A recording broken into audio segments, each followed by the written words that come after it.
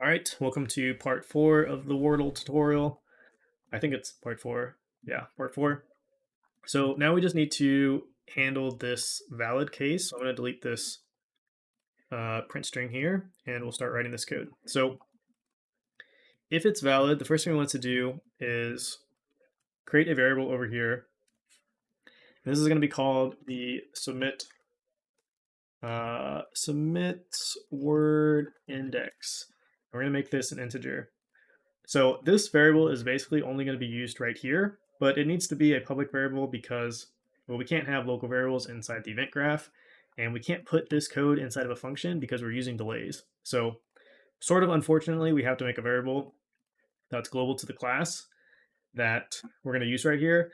And the reason we need to do this is because we basically want to loop over each character or each letter. Let me just show you the other project, how it works, and have it flip one at a time. So it flips the first letter, then the second, then the third, then the fourth.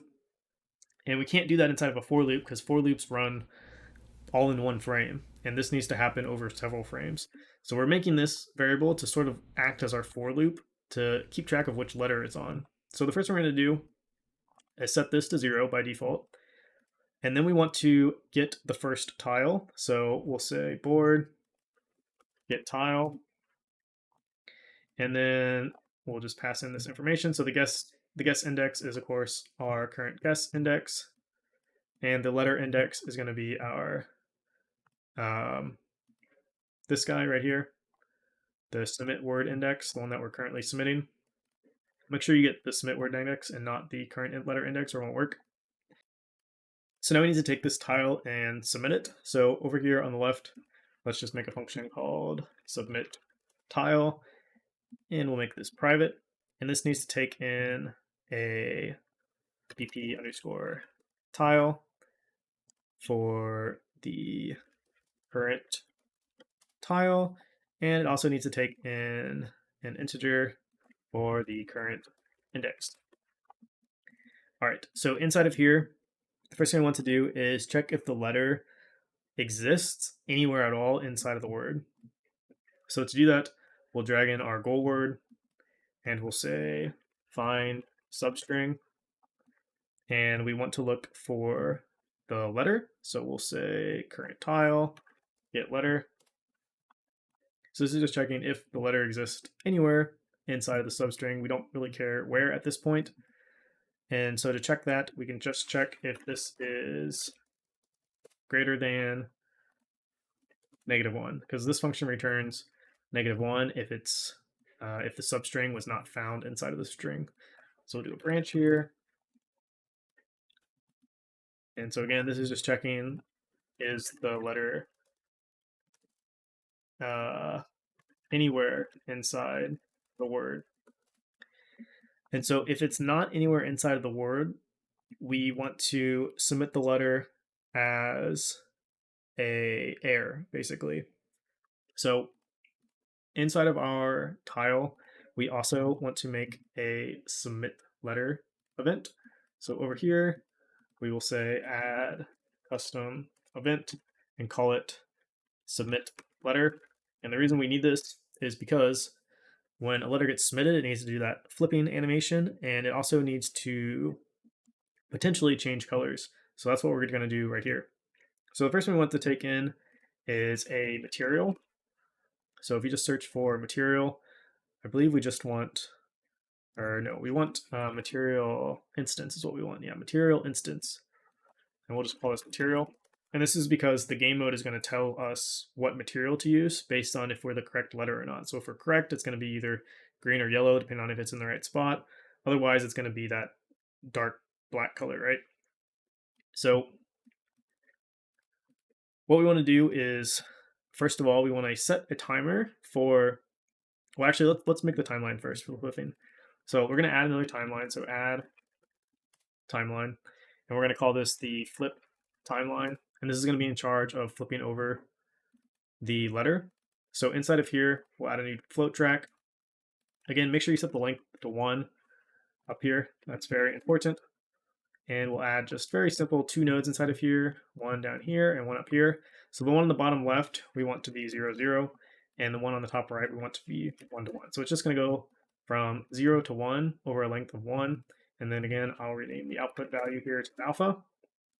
And then back in the event graph, we want to do something very similar to what we did up here, except instead of interpolating the location, we want to interpolate the rotation of the cube. So we're going to take the cube and say set relative rotation and hook that up to the update. And then we want to do a lerp, except like I said, we want to do rotator this time. So lerp rotator. And we're going to be lerping between a value of all zeros and a value of 180. And that's because if we come back here, we look, you can see we want to basically do this, right? Flip it over just like this. So if you look on the right, you can see we have a value, a rotation value of 180. And here we have a rotation value of 0. Okay, so that's essentially what we're doing right there. Where were we? Down here. And then halfway through the flip, we want it to change colors. And so for that, we want to set a timer for half the duration of this timeline. So to do that, we can get the timeline and say get timeline length. And we want to divide this by 2. And that will get us half the length of the timeline. And then we want to set a timer for this amount of time. So we'll say set timer by event. And that's the first thing we want to do here. So we're going to hook that up. And then we're going to hook this up to the play from start.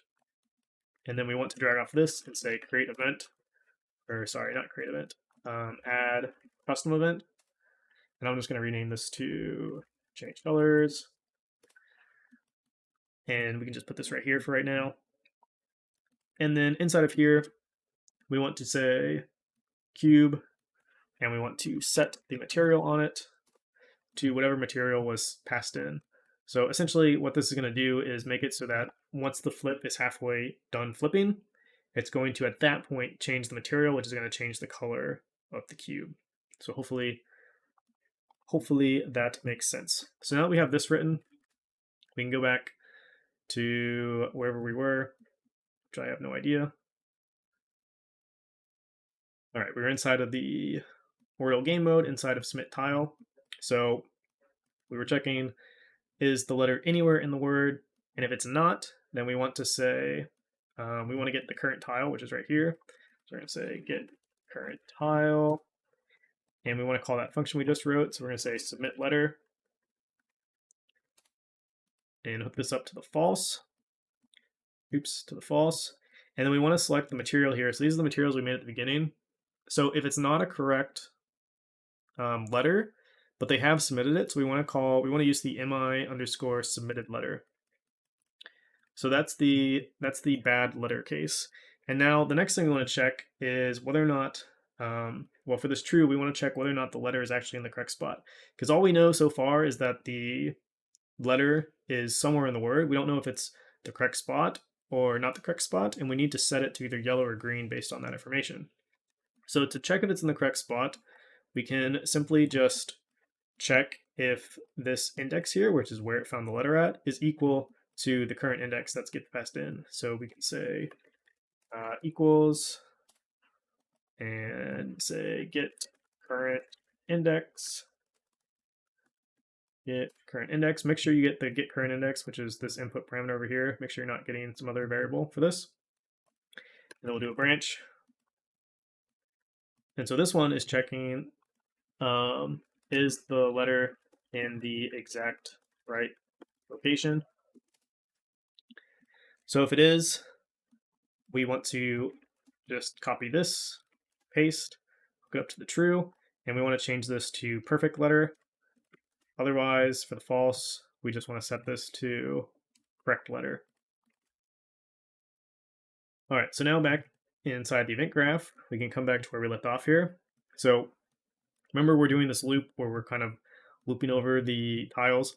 So we want to get the tile, and then we want to call submit tile, and we want to pass in the submit word index, because that's the current one that we're on in this sort of animation, if you would. And then we want a delay. So if you just left click, or sorry, if you hold down D and left click, it will create this delay node.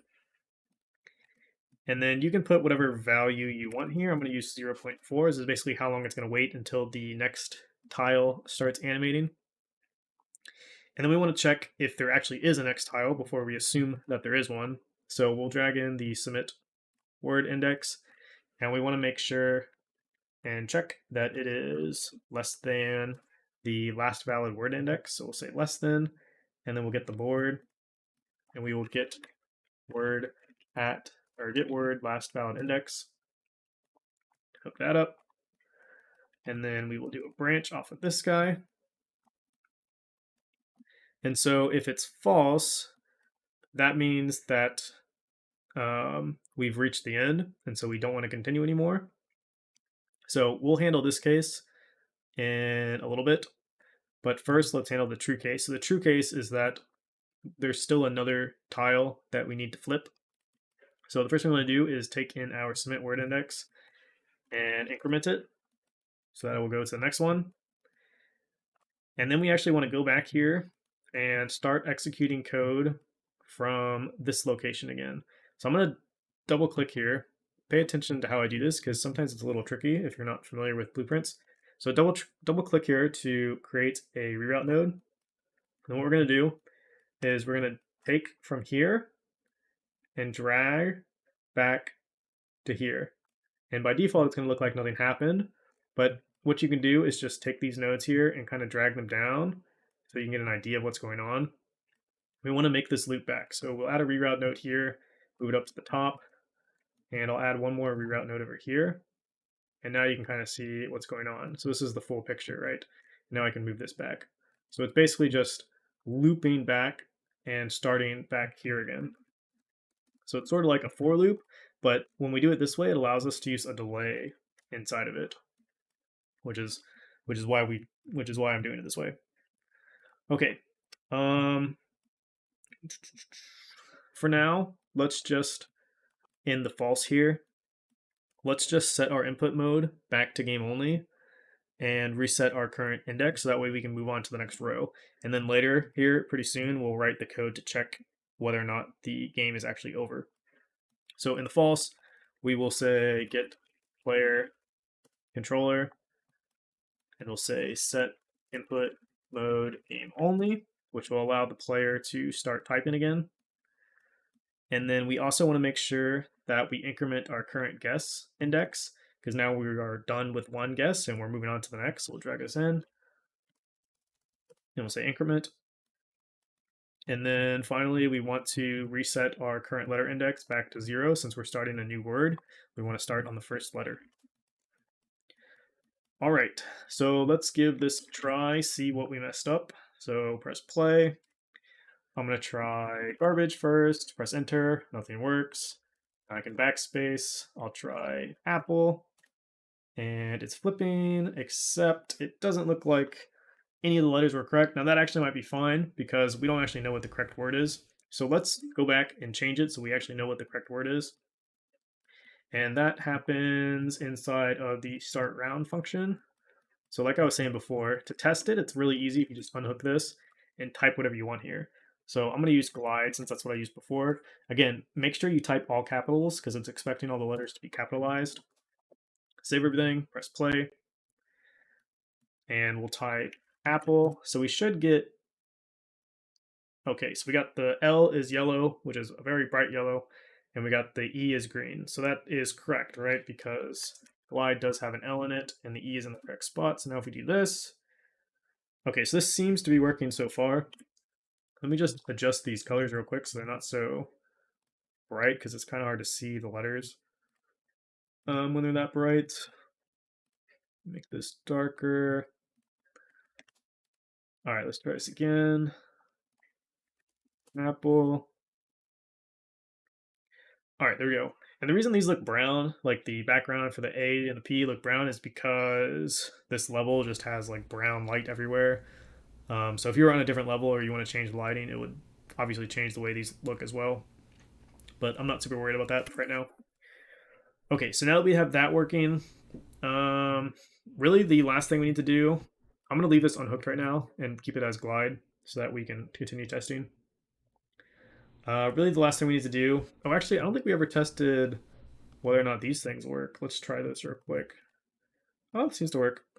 If you leave this unhooked, you're like never going to be able to guess correctly because, well, our words glide, and you're never going to be able to type glide because there's only 3. So just keep that in mind. But that looked like it worked. Let me test one more.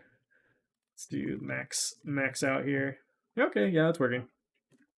Um, what is next?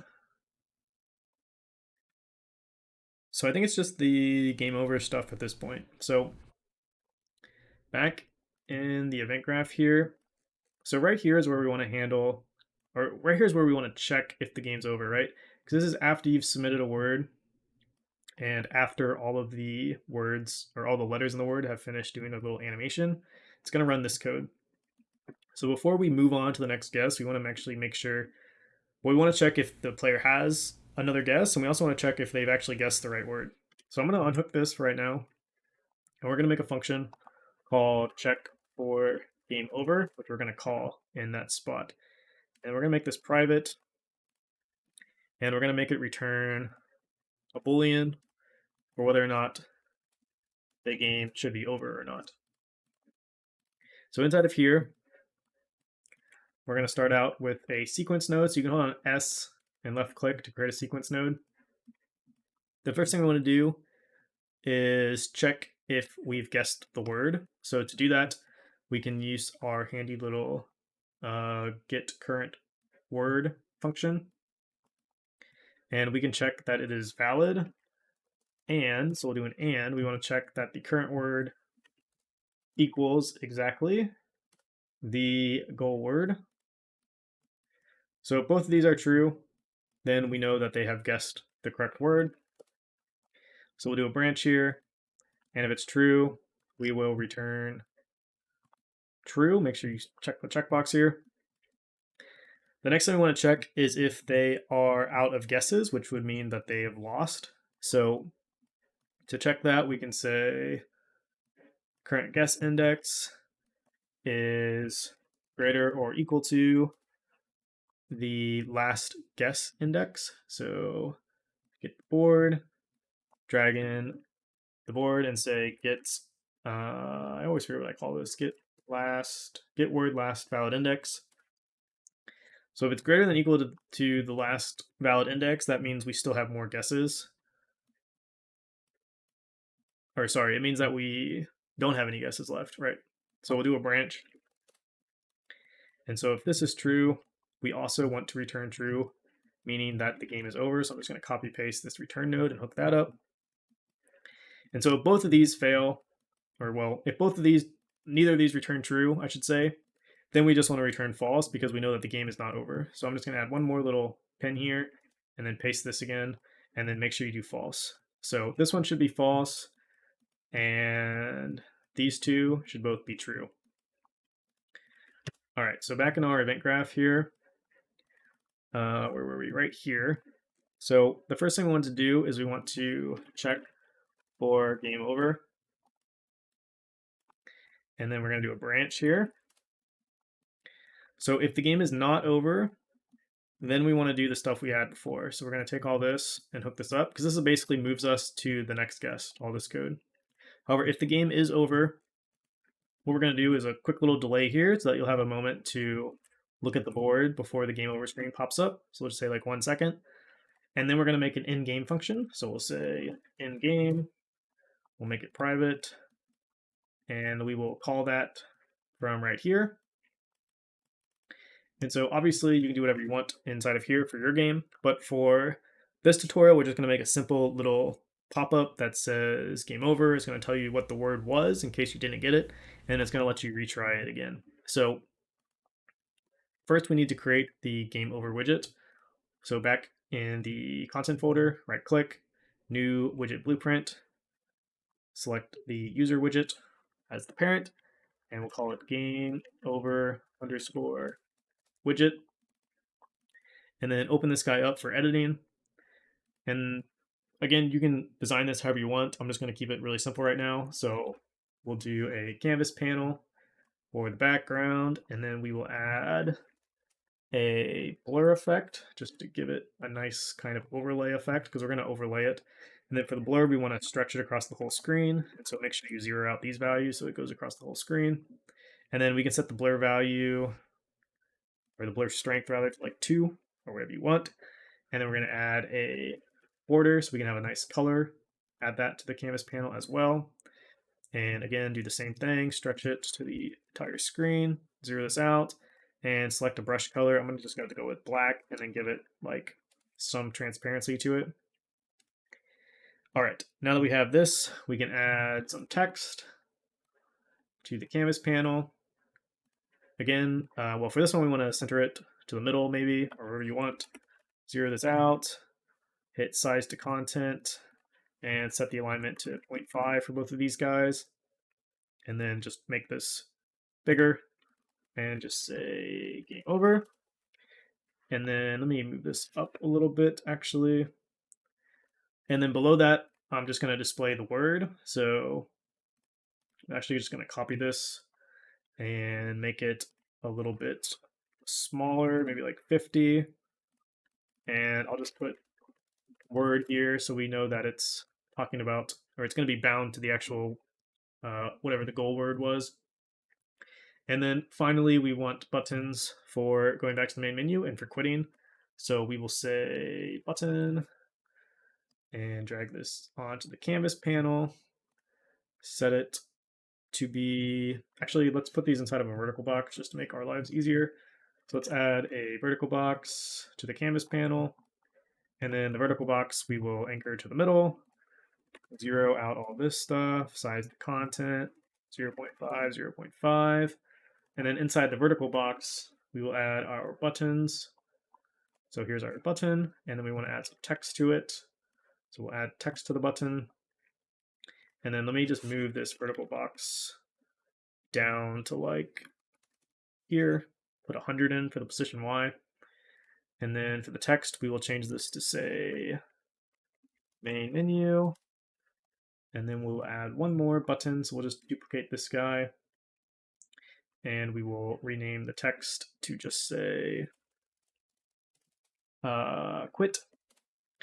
And then I'm just going to add a little spacer in between here so they're not jammed together so tightly. Set the size to 10. There we go. And then let me just change this color so it's a little easier to see. I think we used blue for the main menu, so we'll do that. Okay, now we just need to hook up this and this and this. So first of all, click on this word here, make it a variable, and call it goal word text. And then rename these buttons to something meaningful. We'll call this one the main menu button and the quit button. So now back over here, oops, I guess that didn't save, quit button. There we go. And then why does it keep clearing this? Okay, no, it's good now. Back in the graph tab, you should have 3 variables over here. If you don't see 3 of these, it's because you don't have the variable checkbox checked for one of them, so make sure you have that. Let's do the buttons first because they're really easy. So for the quit button, we will just hook this up and say quit game. Specify the owning player as ourselves, so get owning player. For the main menu button, we'll add this. I'm going to move it above here. So for this one, we want to call remove from parent, which is basically going to remove ourselves from the screen because we don't want to show the game over anymore. And then we want to get the game mode. We want to cast to our Wordle. Oops, not that one. Cast to Wordle game mode. And we want to call show main menu. Okay. And then finally, we just want to set this text to be the goal word. So to do that, we're going to do it in the construction script. So we'll say, or not the construction script, but the event construct. So event construct, we'll right click and add that. We'll say get game mode. Again, we will cast to Wordle game mode. And then we need a function here to get the goal word because I don't think we have it yet. So let's just go add that real quick. We'll just take a second. So back in the game mode, why do we have a random in game? All right, because we were working on this. So back in the Wordle game mode, we'll add a function here called get goal word. We can make it pure const, and we'll just drag in the goal word and hook this up like so. And now back in our widget, we can just say get goal word, and we want to set our goal word text to that. So we'll drag this in, say set text, and then hook this guy up like so. And there we go. So now when the widget gets created, it will grab the goal word from the game mode and display it right here. Okay, so back in that in-game function, which I think is where we left off, we want to first create that widget. So right click, create widget. And the widget is of course the game over widget. And for the owning player, we can just pass in the get player controller since there's just the one. We want to take this, promote it to a variable, and I will call this the game over widget, make it private, and add it to the widgets category, just to be kind of organized. And then finally, we also want to set the input mode back to UI only. So right click again and say get player controller and set input mode UI only. That way we can actually interact with the game over widget. The widget we want to focus is just this guy, so we can just drag this over. And then also we want to add this to the screen. So drag in the game over widget, say add to viewport, like so. And we finally want to show the mouse cursor as well. Maybe we'll do that here. So drag off this and say show mouse cursor. We want to make sure that this is true so we can see it while we're in the game over screen. Just add a couple reroute nodes here. Okay, and I think that is good. Let me just make sure we got everything. So the event graph, we're calling check for game over. And then if it's game over, we delay, and then we call in game, which shows this. Okay, so let's give this a try here with still having glide as our word. So we will try apple again. And so the game should not end, which it looks like it didn't. And we should be able to start typing on the next row now. So we can try like another word, spear. Okay, that seems to be working. And now let's try guessing the correct word. And then it should wait a second, and then it should game over. And we see we got the mouse control now. We got the word showing up here. We have options for main menu and quit. So if we go back to the main menu, so when we go back to the main menu, it should clear this board. I might have forgotten to write that. Yeah, I think we did. So in the oh yeah, I remember because we wrote this function, but we never filled it out. So in the game mode, the Wordle game mode, remember we have show main menu. We do all this stuff to show the main menu, and then we destroy the board and tiles. Remember we wrote this like in part 1 probably. So we just need to fill out this function, which is going to be very simple now that we have the tiles. We can just drag in the tiles and say get tiles, and then we'll do a for each loop. And for each tile, we want to destroy it. So we'll just say destroy actor for each tile. And then we also want to destroy ourselves. So we'll right click again and say destroy actor and hook this up to the complete. So it should look like this. So we destroy all of the tiles that we are responsible for creating, and then we destroy ourselves. All right, so let's try this again. Play, we'll type glide, and it should say game over. And then we should be able to go back to the main menu. And then we should be able to make changes to the board if we want. And we'll get a new board, and that seems to be working. We also need to make sure that the guesses will let you lose. So I'm going to set this down to 3 just so it takes less time. And we will just guess apple 3 times in a row. Apple, apple, apple. And make sure that the game should end. It did not. Okay, let's see why real quick. Let's look at our check game over function. So this code should be the code that's running. So current guess index is greater than or equal to. Oh, okay. So this should not be get word last index. This should be the number of guesses. Do we actually have that? Oops.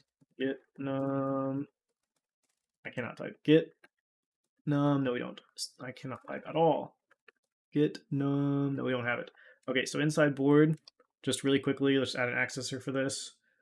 We need this value right here. So just add a function, get num guesses, and we'll drag this in, hook this up to there, and we'll make it pure and const. And then back over here, so like I said, we want this to be get num guesses, and we actually want -1 here because this is an index which goes from 0 to n, and this is a value that goes from 1 to n. So we want to do -1 here so that they're lined up correctly. And hook this up here. Okay, so now the game should end. Let's try this again whenever we get past all of our guesses. So apple, apple, apple. And again, I can't type till it gets finished or almost gets finished animating. All right, so now the game should end. And it tells us that glide was the correct answer. And we can try again. And now we get a brand new board. And we can type apple as many times as we want. Okay, so let's just real quickly, for sanity's sake, let's just try, make sure we go back and hook up that random thing inside of start round. We want to make sure it chooses a random word. And let's test this out a little bit. If you guys don't want to stick, well, I probably shouldn't say that yet because I don't know if everything's working yet. Yeah, let me just test this. And I guess while we're doing this, it would be a good time for me to say that if you want to subscribe, it is always super appreciated. It really does help, as long with likes, because I put a lot of work into these videos. And so subscriptions and likes really help. I'm just testing this out with a 3-letter word, and hopefully I'm smart enough to get it. Probably am not when I'm typing. This is bad. Let's try. Okay, well, let's just make sure. Okay, so in was the correct word, which I would have never gotten. But it does seem like it worked because it did turn our ends yellow, and I don't think we guessed I at all. So that seems to be working, and we can do this. And yeah, I think everything's working as expected. So hopefully that's the case, and there's no more little bugs left. If there are, just leave a comment, and I will hopefully tell you guys how to fix it. If you guys like the video, please leave a like and subscribe, like I was saying. I also have a Discord channel. The link to it is in the description of this video if you guys are interested in joining. It's mostly just like game dev stuff, but there's channels in there for help and finding people to work with and some other things. So if you guys want to join that, that'd be great. Otherwise, I will see you guys in the next video, and thank you for watching.